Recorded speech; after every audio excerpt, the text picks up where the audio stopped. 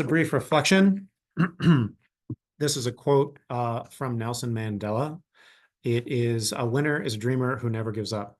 I think that is an excellent ideology to maintain as we close out 2024 and we look forward into year 2025. Thank you all for joining on the very last RT department meeting of the year. So agenda in brief, we're going to go actually through introductions first. We have a new executive leader who is on the call today, who will be introducing our new CNE COO. Very excited to have her on board. Then we'll go over PPE, then some accounting, productivity, RT equipment, some ongoing expectations on team, employee satisfaction, some education information for you all.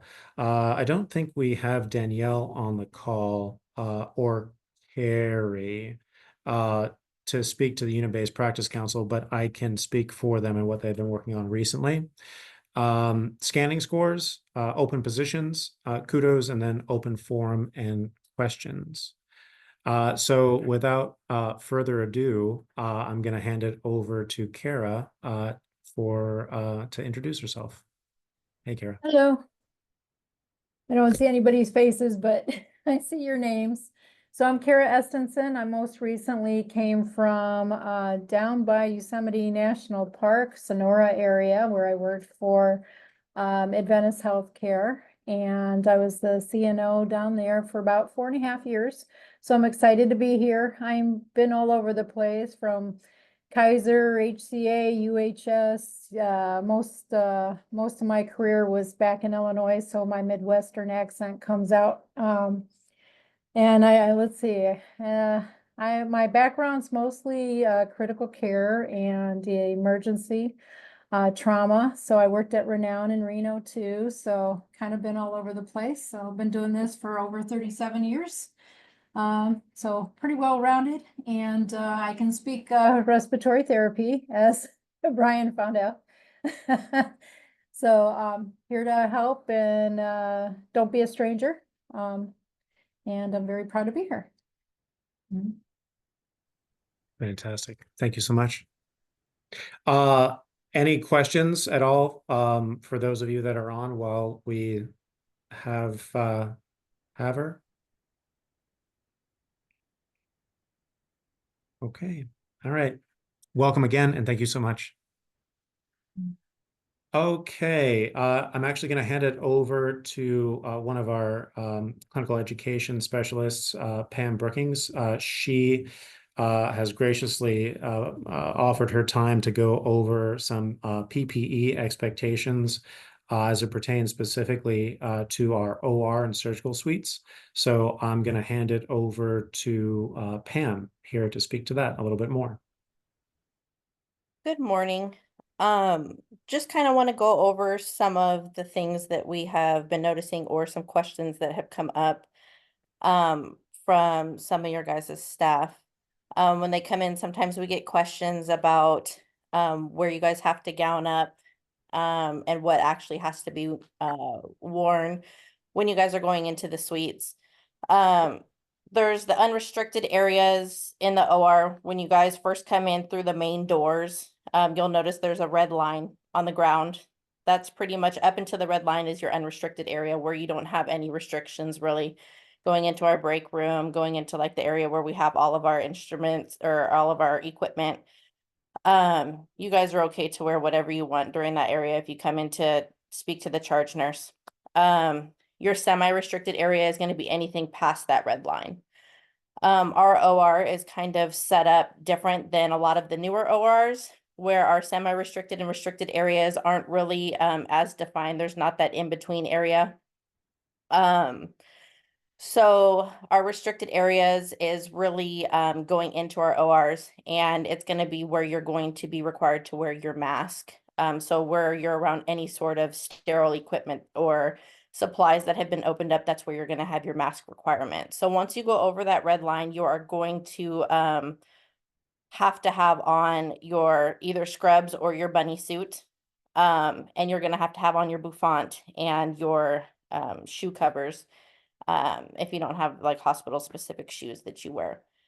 Once you go into the OR though, you are not necessarily required to wear gloves. This is where kind of a lot of the questions have come up. We have seen staff members that come out of the OR during C-sections in particular wearing gloves, and staff members have asked like, hey, there's gloves in the core, and they're like, oh, they're clean gloves, but especially during survey, we don't know if they're clean, they need to come off. Just like in regular care areas where, you know, gloves aren't allowed in the hallway, they're not allowed in the core in the OR either. So make sure you're taking those gloves off, gel out, go and get your warm blanket, come back in, you know, gel in. You are not required to wear gloves in the OR. I know that it's a little different, but I know you guys are dealing with, you know, the brand new baby that has a lot of different body fluids from mother. So if you want to put them on, because there's a potential for you guys to be touching baby and there's a lot of body fluids, put them on. It's a standard precaution. Put them on. It's for you guys, but you're not required to. If you're just handing over a blanket, you don't have to put those gloves on. But those are pretty much the things that I wanted to go over so that you guys are comfortable. But if there are any sterile supplies that are open or equipment or anything like that, make sure you have that mask on. Do you guys have any questions for me in regards to anything or anything specific OR wise that doesn't have to deal with PPE?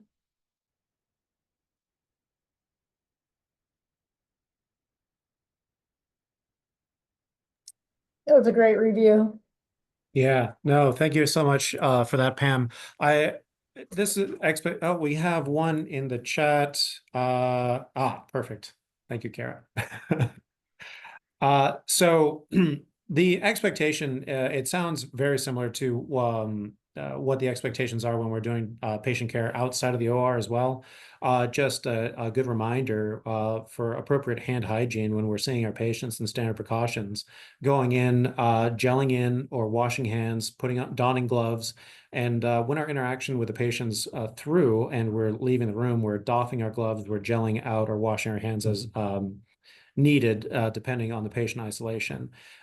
This is obviously it's non-negotiable. It is what the expectations are. And for the majority of all staff, we do a phenomenal job. This is just a reminder. Well, with Joint Commission and CMS standards, they're going to be really watching for that. And they're really focusing on the OR too. So anything we can do to help achieve success for them is good. Absolutely. Couldn't agree more. One more thing. I'm not sure how aware you guys are about the baby warmer before the baby actually comes to you guys, but anything that's blue in the OR is considered sterile.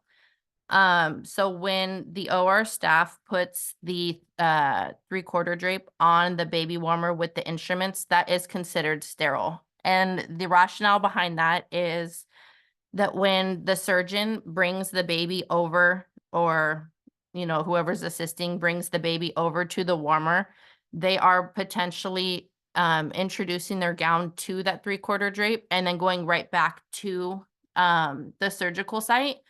So that needs to remain sterile.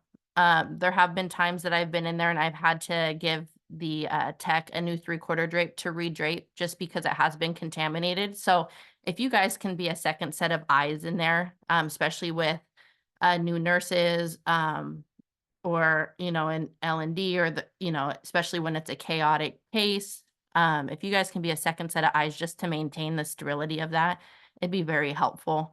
But that's the rationale on why that needs to maintain sterility. Yeah.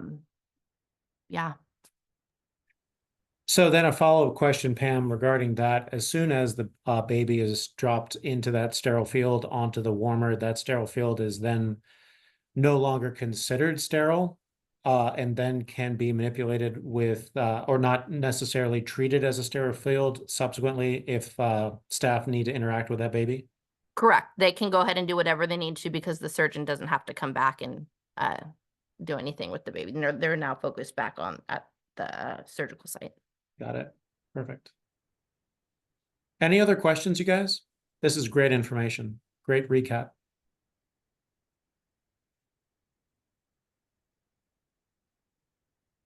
If you guys have any Okay. questions that come up later on, feel free to email me, chat me, see me in the hallway, ask questions. I'm pretty open to anything. Awesome. Thank you so much, Pam. Are you okay if I jump off? I wish it was Yeah. like standard. Thank you, Pam.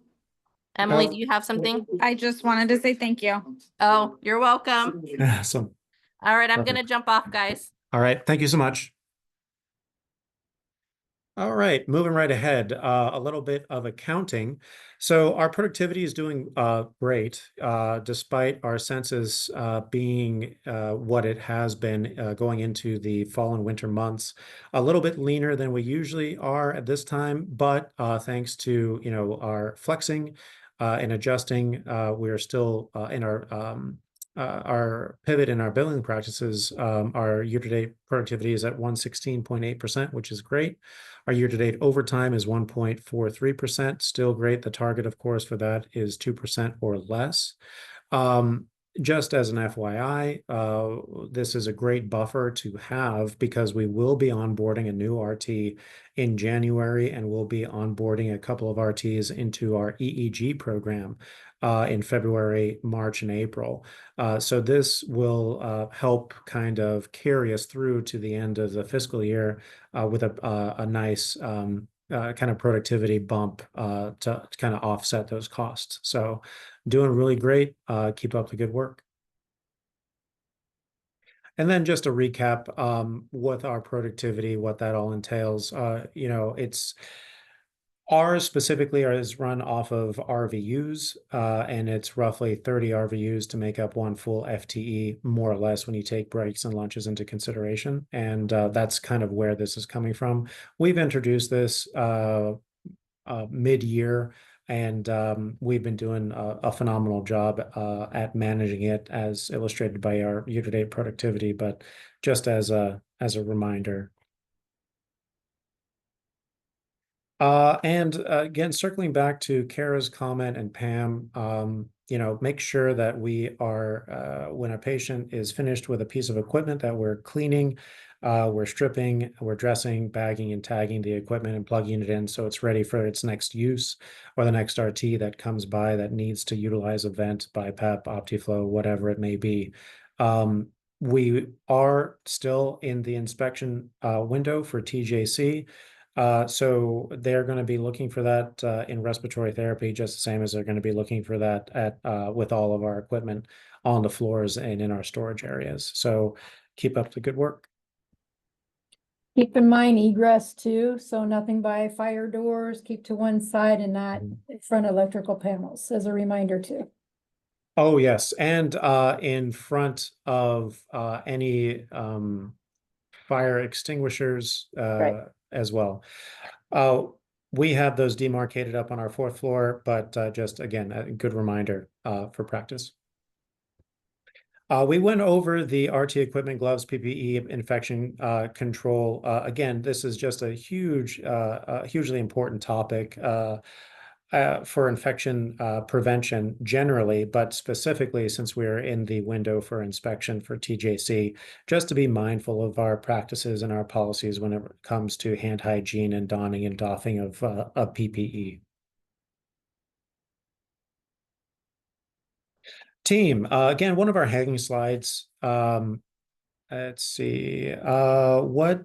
Ina in the chat, what do we do when there's not enough outlets for storage on the fourth floor, like V60s or LTV vents?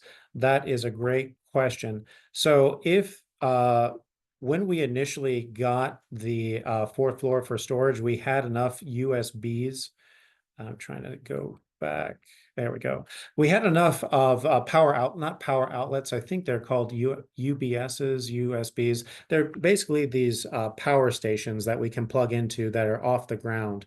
If we're finding that we don't have enough of those plugs to utilize for our machinery that needs to be plugged in, let me know. Obviously, that seems to be the case, Ina, if you're bringing that up in the chat. So I'll go and take a look. I can work with our engineers to get some more of those power banks up there for them. Yeah, let's see. And yes, of course, you're welcome.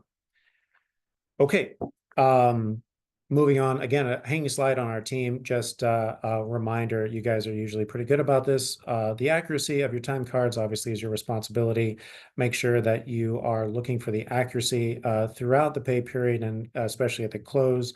Signing off on your time cards is extremely important, just to make sure that you have an accurate representation of the hours and time that you work, so you get paid appropriately.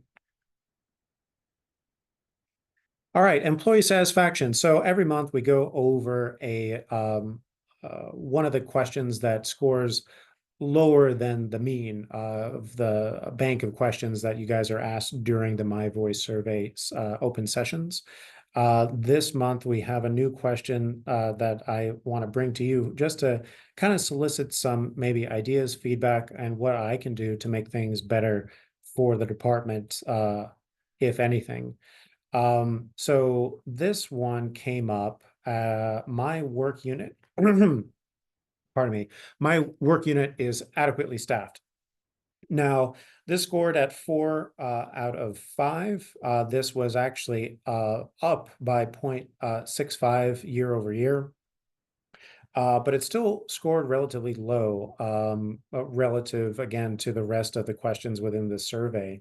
And it actually, as I was reviewing this, came as a little bit of a shock to me, simply because we've actually increased staffing since I've come on board, and generally are pretty good about finding coverage when we have sick calls, and then staffing up for special procedures. It's So more of looking at the workload versus staffed.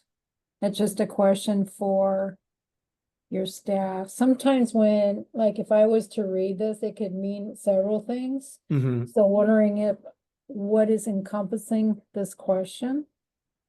Yeah, absolutely. And that's kind of what I'm trying to solicit, to see if I can get some insight from you guys. If this is more of a representation of actual RTs, or if this is a representation of our assignments generally, which, yeah, anybody have any suggestions or ideas or feedback regarding this?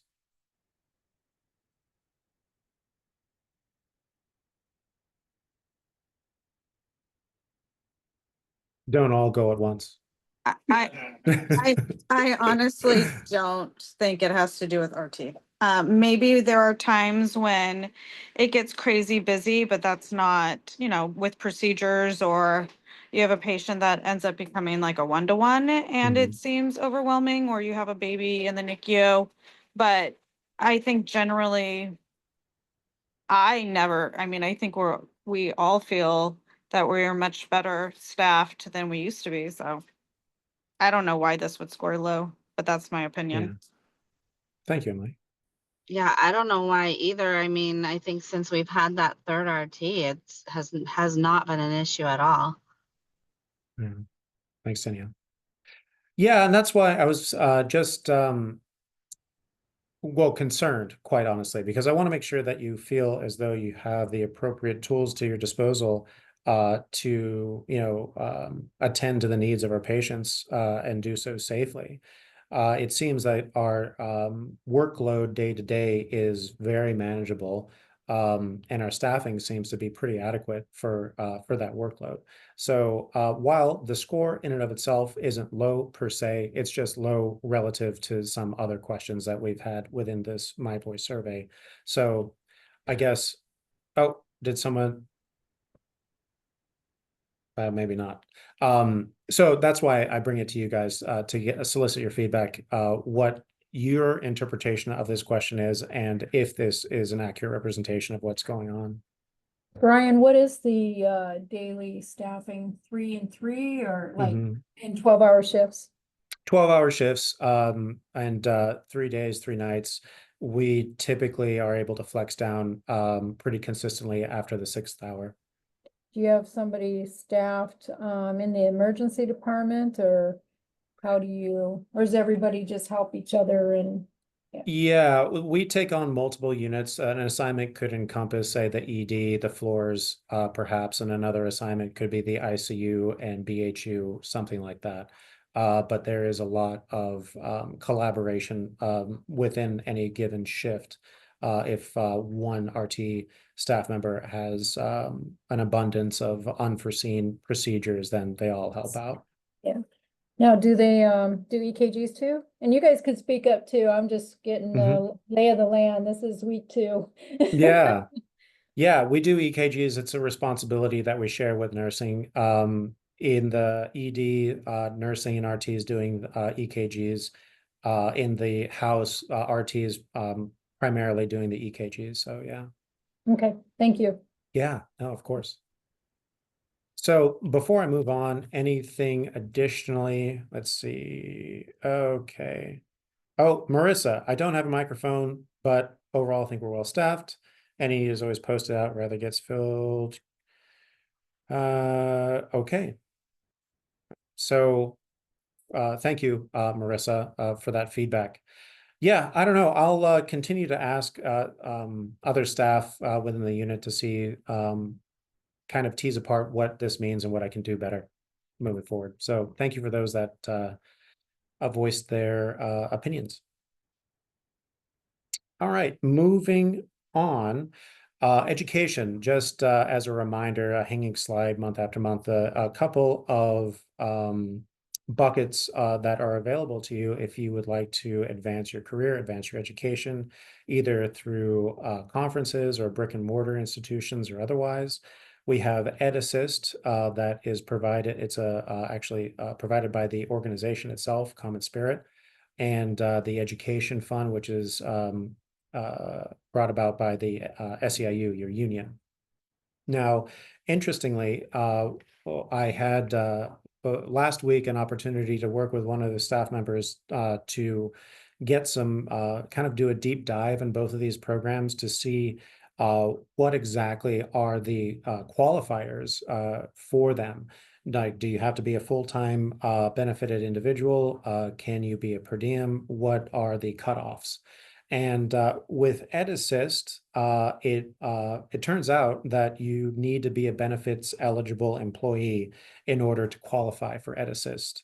However, with SEIU, you don't have to necessarily be a benefited employee. However, you need to show through pay stubs or some sort of documentation that you've worked at least 2 days, had 2 shifts within the last month, more or less, month to month. So that's a little bit different. That was news to me. I didn't realize that. But in any event, if you are interested in pursuing some education, there are some buckets of money that are available for you. And if you need help navigating it, I would be more than happy to get involved and also HR as well. So just so you know. Be sure to check your email.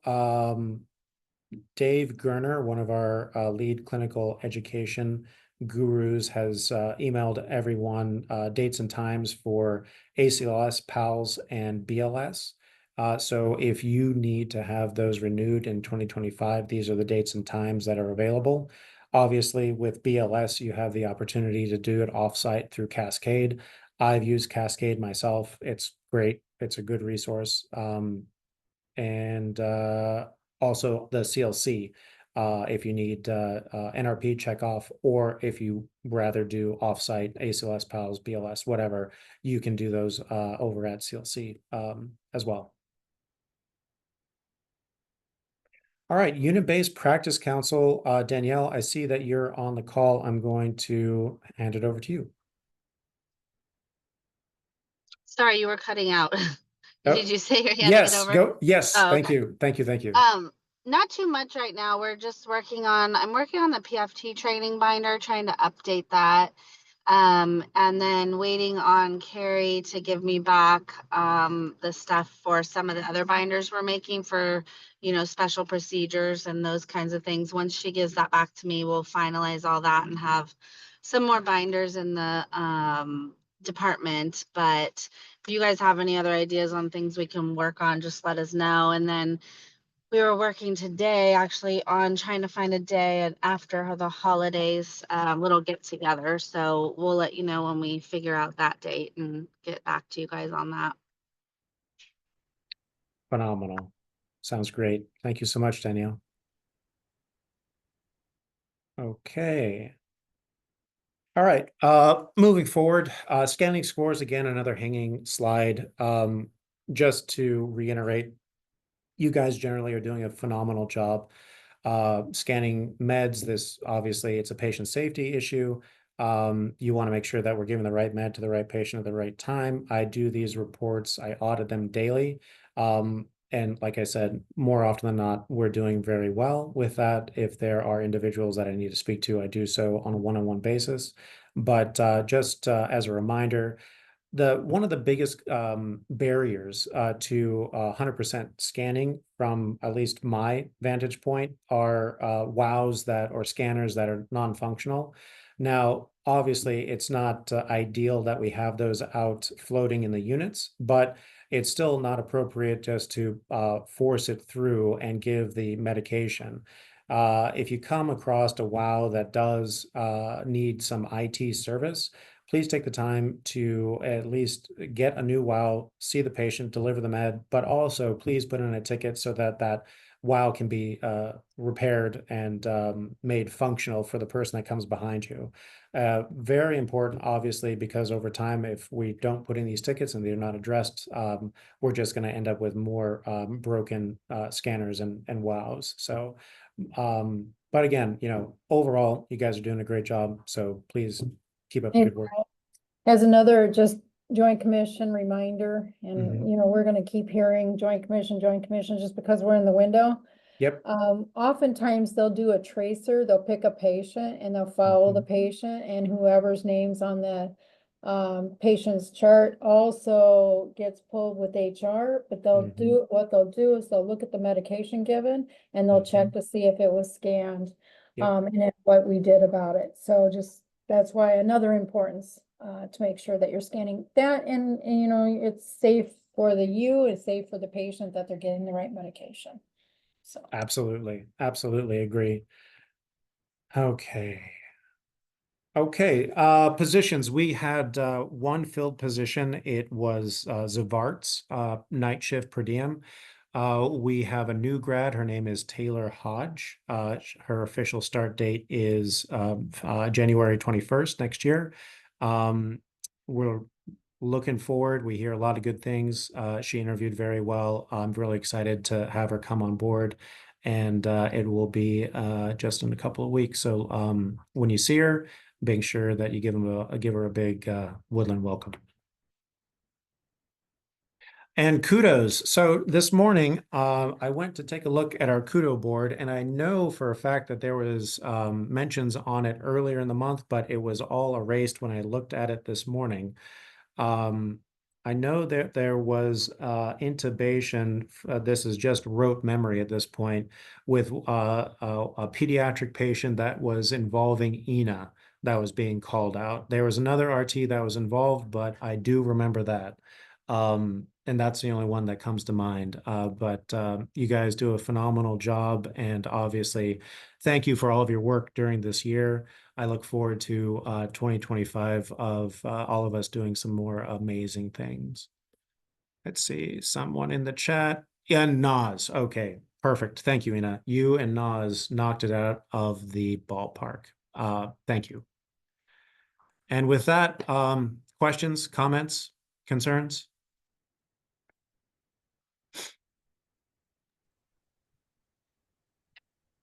Hey, Brian, if I could say something, I'd appreciate it. Yes, of course, Matt.